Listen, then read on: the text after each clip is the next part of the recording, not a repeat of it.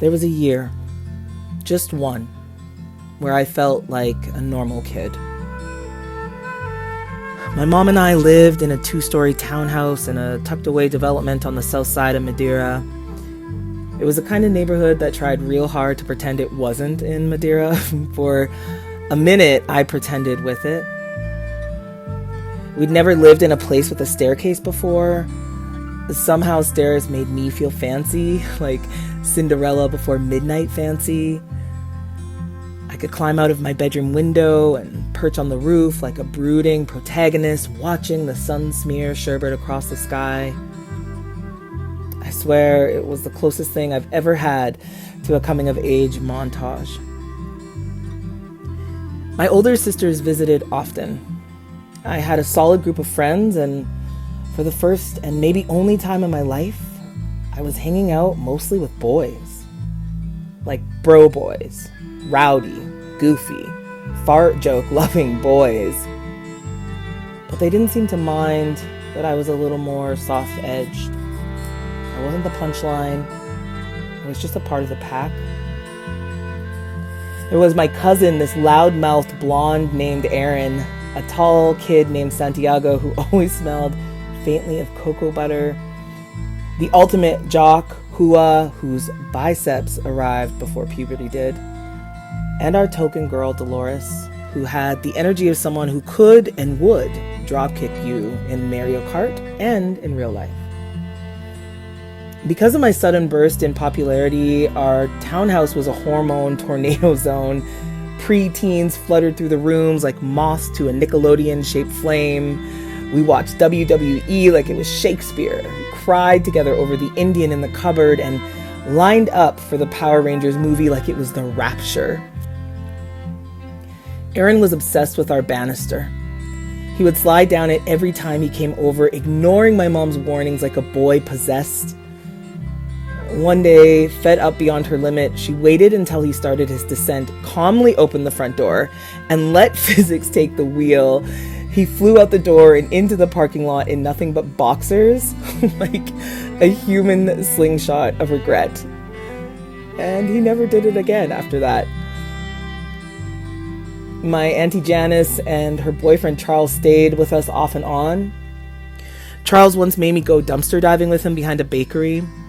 I'd never dumpster dove before. I wasn't built for it. I was more bubble bath and Power Rangers than treasure hunting and trash.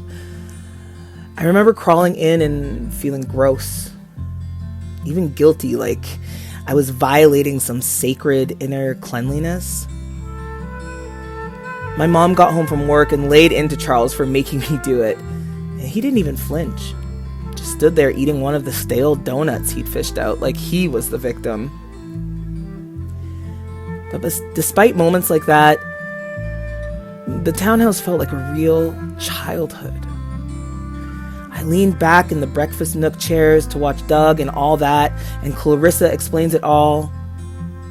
I felt safe, known, and for once, not at war with my own softness. One afternoon, I was eating the last salami sandwich in the house when an earthquake hit. Just as I leaned in the back of my chair, the ground gave a shudder and I toppled backwards. The sandwich flew through the air in glorious slow motion. My dog, Ladybird, seized the moment like a canine criminal mastermind, snatched the sandwich, bolted upstairs to eat it under my bed. I was furious. Not because I'd fallen, because it was the last salami. A tragedy in 3 acts. Years later, living in Alaska, another quake hits. This one a 6.8. I was jolted awake as a ceiling fan shimmied above me. Lupita, my cat, yowled as she tumbled off the bed with a short but operatic meow, while the dog dove for my armpit. The only reported injury that day was a woman who got smacked in the head with a plate. Honestly, it could have been worse. It had the same magnitude as the one that wrecked the city back in the day.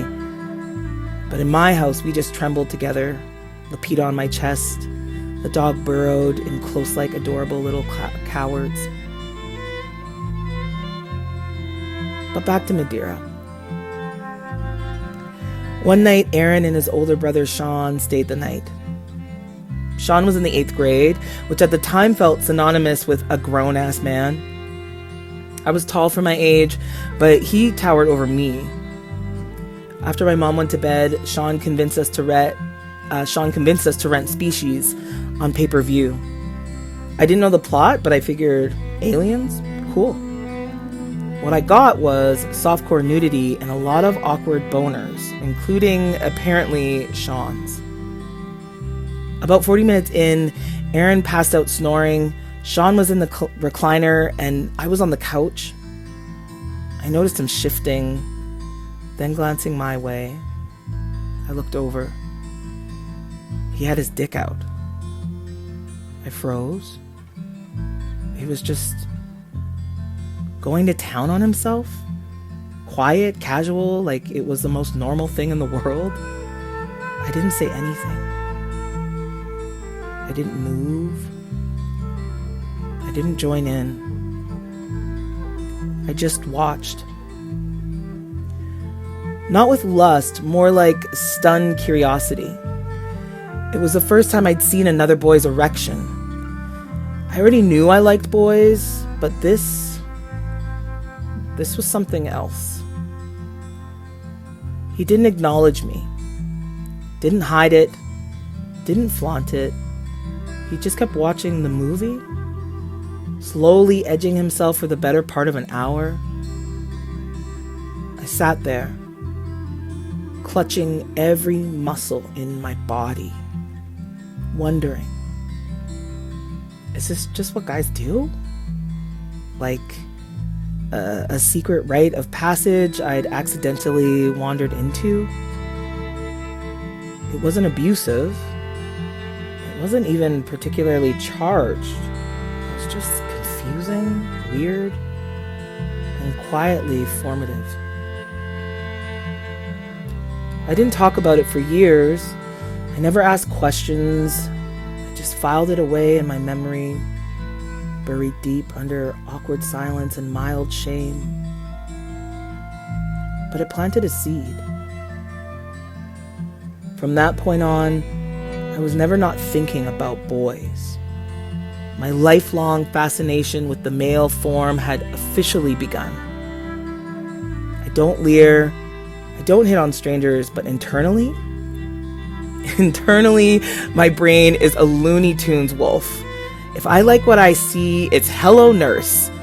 I've objectified men the way straight men do women, quietly, sometimes jokingly, always respectfully. And I never let it get in the way of real connection. I can admire the view and still hold a conversation. I may be awkward, but I'm not creepy. Eventually, our lease was up. We left that townhouse and we moved to New Mexico to be closer to my grandparents. My brief taste of middle-class childhood ended, and with it, that year of freedom, of feeling like a real kid. I tucked myself safely in the closet. I had to. Being a gay preteen in 1990s New Mexico wasn't safe. Not yet. But I never forgot the townhouse. I never forgot the weirdness, the wonder, the makeshift roof perch, the salvaged donut, the stolen sandwich, or that late night confusion under dim TV light. I lived a lifetime in that year. A childhood, too. And maybe a little bit of an awakening.